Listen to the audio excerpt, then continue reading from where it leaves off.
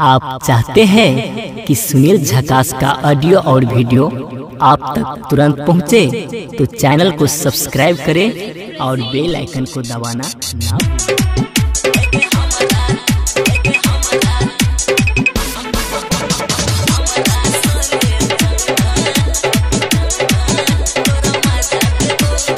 भूलें।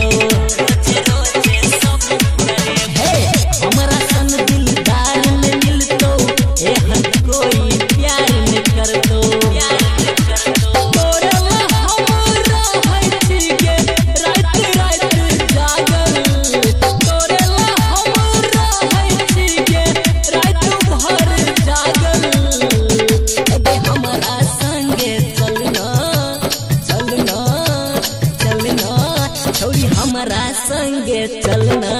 तोरा मजा देबौ गे डबल छोरी हमरा संगे चलना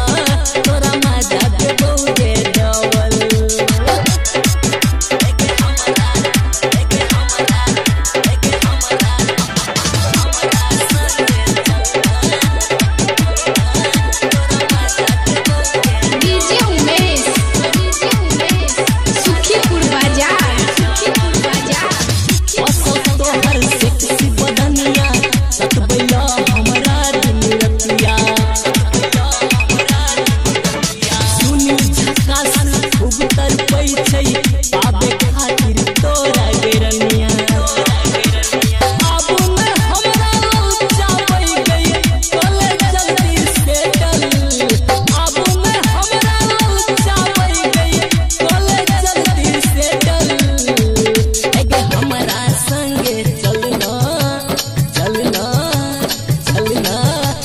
हमरा संगे चलना